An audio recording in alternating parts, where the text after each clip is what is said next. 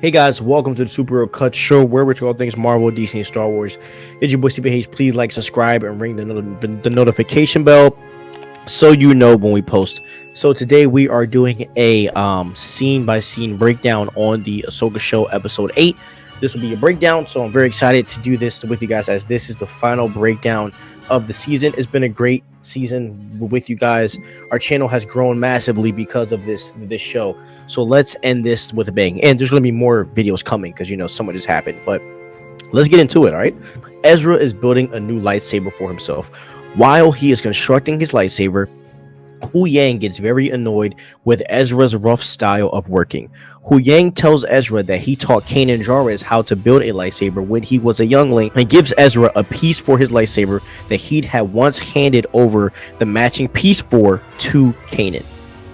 Talking about masters gets Sabine emotional and going directly into the path of Ahsoka, where the two are in need of a conversation about everything that has happened. Ahsoka talks about the way Anakin Skywalker always stood by her side and promises to stand beside Sabine no matter what comes next. Ezra walks onto where Ahsoka and Sabine are, and we end up seeing a pair of TIE fighters swooping in and damage Ahsoka's ship. Thinking fast, Sabine boosts the ship and uses it to fly straight into the TIE fighters to destroy them. Sabine ended up crashing the ship, delaying their plans even further.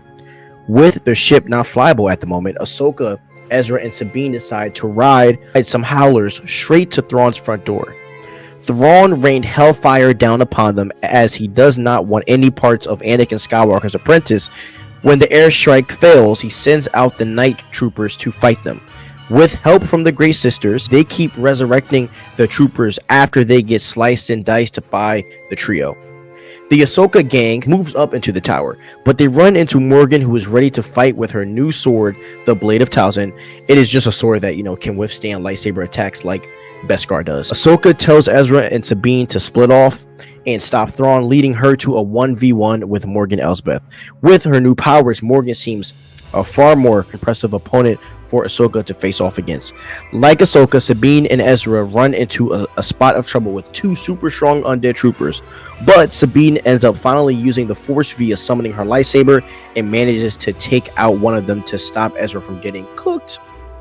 With Thrawn's ship pulling away from the tower, Sabine and Ezra strategize to use the Force to leap onto the ship. Ezra jumps first, and with Sabine's Force push, Ezra ends up getting on the ship, but before Sabine can join him on Thrawn's ship, Ahsoka comes up the stairs with a bunch of undead night troopers and Morgan Elsbeth on her tail. Sabine decides to stay back and help Ahsoka, going back to the idea that Ahsoka and Sabine will stick by each other as master and apprentice.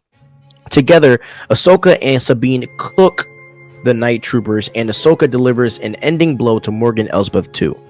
They ended up getting back on the ship to try to catch Thrawn, but they are too late, as he ends up giving a epic victory speech and running off on them and going back to the original Star Wars galaxy. And they end up on Dathomir, and that's kind of where Thrawn's story ends in this episode until we see him again. With Sabine choosing to stay behind to help Ahsoka win the fight, Ezra finds himself in a similar position to the one that landed him on Peridea in the first place, if only for a short time. This time, it's Ahsoka and Sabine who find themselves stranded on Peridea after Thrawn ensures that they are unable to follow him back to their galaxy. Defeated, the pair head back to the Noti village, with Sabine worrying that she made the wrong decisions. Think about it, right? Thrawn got away, and Ezra is seemingly stuck aboard the ship. Ahsoka, however, assures Sabine that Ezra made it home safely and is back where he belongs. When Ahsoka says that, we see a long-awaited reunion between Ezra and Hera aboard a Republic ship. It would seem that Ezra stole a ship and a night trooper suit so he could get off the Chimeria before he was detected. Ahsoka ended up telling Sabine they are where they need to be, and Ahsoka was looking out into the distance with Sabine, and she senses something. And we see in that moment the Force ghost of Anakin. We also see Baylan and Shin, as we see Baylan standing on a statue of the father of Mortis looking out into the distance. And Shin ends up meeting up with some randoms on the planet of Peridea, raising her lightsaber. So all in all, I think this was a really great way to end the episode. I am very happy with the ending, and I love the ending. I'm very excited to see what happens with Baylan in the future. I'm going to do a whole video explaining what I believe will happen with Baylan.